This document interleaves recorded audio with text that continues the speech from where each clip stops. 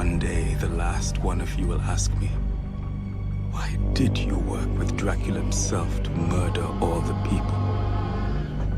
And you know what I'll say? It's because you're all so fucking rude.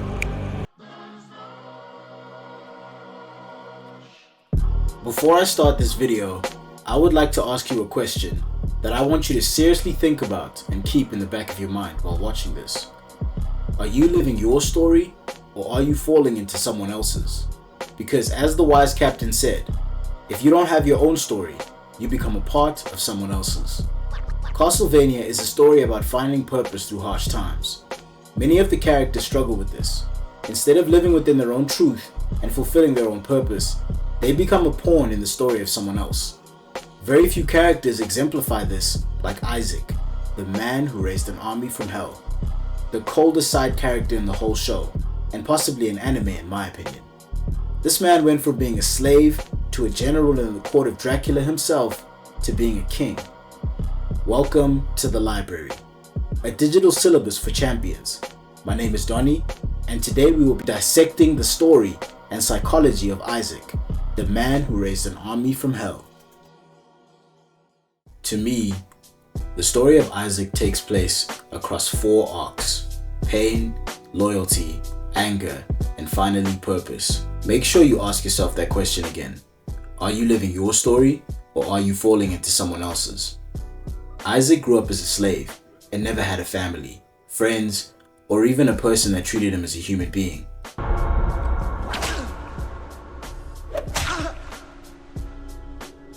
You thieving little shit! His childhood was filled with pain and suffering, until one day he killed his master. It started out with Isaac finding books to read.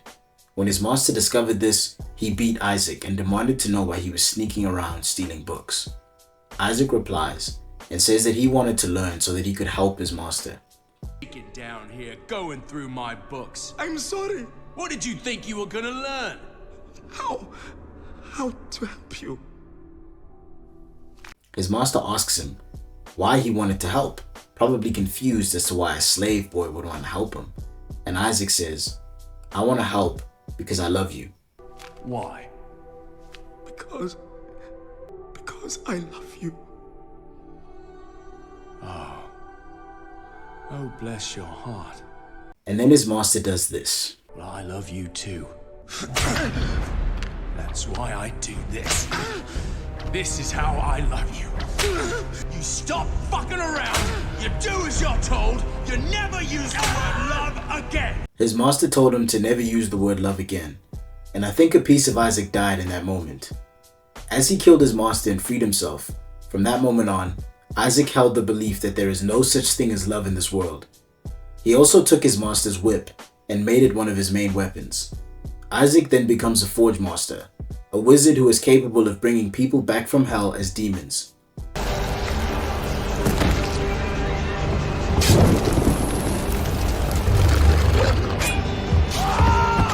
He often quotes the Prophet Muhammad, peace be upon him, who says that one day hell will be emptied and its doors will rattle in the wind. Hell is populated by humans who went against the will of God. But the Prophet Muhammad, peace be upon him, says that one day hell will be emptied. Isaac believes that through his hand, God lifts the dead from hell to enact their penance as his soldiers. Since I mentioned the Prophet Muhammad, I'm sure you've already figured out that Isaac is Muslim, Sufi to be more specific, which is a branch of Islam that is described as Islamic mysticism and aestheticism. This kind of explains why he's so calm all the time, and why he never succumbs to various temptations like the other characters in Dracula's court. Due to his magical abilities, Isaac is then hunted by a group of magicians who want to use his body parts for various potions and even aphrodisiacs. He is then rescued by Dracula himself, whilst Dracula was traveling the globe. The only person that ever lifted a hand to help Isaac, the only person that treated him with respect, and it wasn't a human, it was a monster, a vampire. The vampire. As you can imagine, Isaac develops a deep, and I mean deep, hatred for humans. So when Dracula asks him to help him wipe out the human race, Isaac has no problem agreeing to help the Vampire King wipe out his entire species. I will be loyal to the end and beyond. Let us begin. Since Dracula was the first, and honestly only person to ever respect Isaac and treat him with kindness, Isaac, being the person he is, devotes himself to the service of Dracula and the completion of Dracula's cause. He sees humanity as a corrupt and poisonous people that needs to be wiped out in order for the world to be pure and cleansed. Dracula's story, as you put it, is right and good. The human race is poisonous and corrupt and should be wiped off the world. Isaac's loyalty to Dracula is so absolute that he even expects Dracula will probably kill him in the end, since he's also human, but he follows him anyway. From the outside looking in, Isaac has found his purpose and is living in his own story. But is he?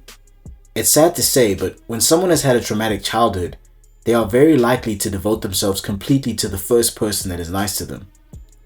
Isaac hated humanity, there is no doubt about that. But did he hate them enough to wipe them out? I don't think so. Dracula was not manipulating him. They genuinely were friends and respected each other. But Isaac was doing this for his friend, and not because it aligned with his purpose.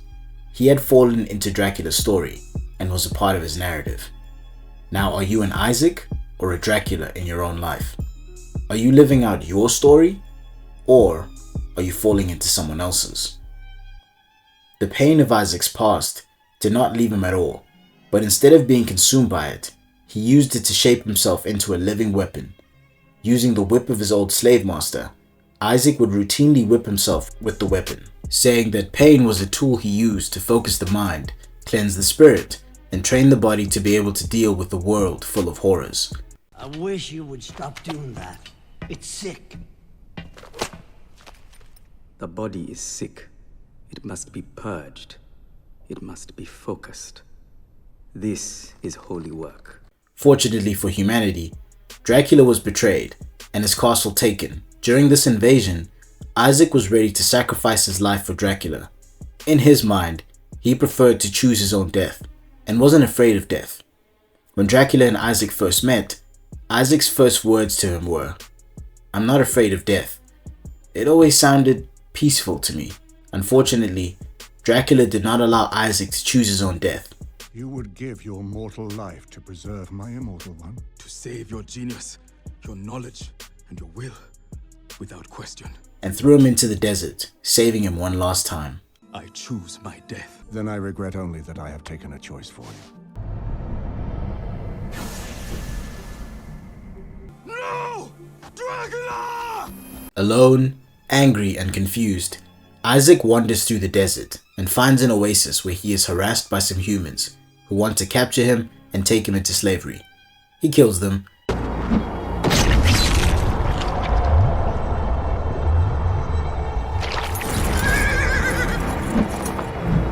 and decides that he will build an army and take his revenge on Hector and the other vampires that got Dracula killed. During this part of his story, Isaac is so consumed with rage that he loses his way. Up until this point, he has always been stoic and calm, cold as ice, whether he was setting plans or killing a vampire. But now Isaac can be seen relishing in the bloodlust of battle. Me neither.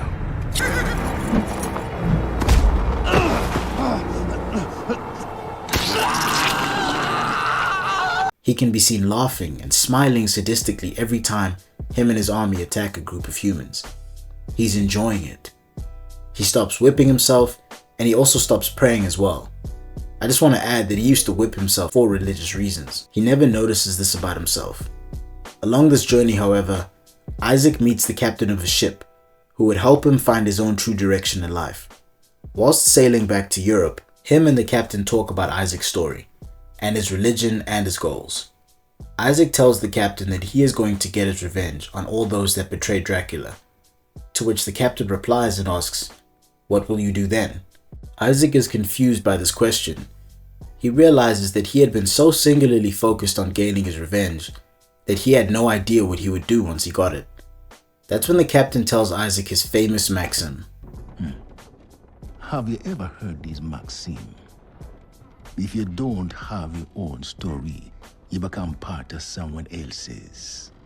Isaac tells the captain that the human race is corrupt and capable of evil. Dracula's story, as you put it, is right and good. The human race is poisonous and corrupt and should be wiped off the world.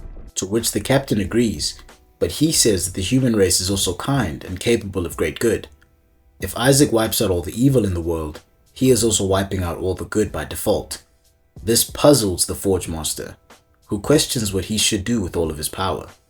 The captain urges Isaac that he should teach people to be kind and to build a world that is better than the one he was born into. This is when the Forge Master really began to find his true purpose. Of course, after they got to Europe and Isaac slaughtered a small army of soldiers, but hey, they were being mean to him. Isn't that the definition of insanity? Am I mad? Because you're all so fucking rude.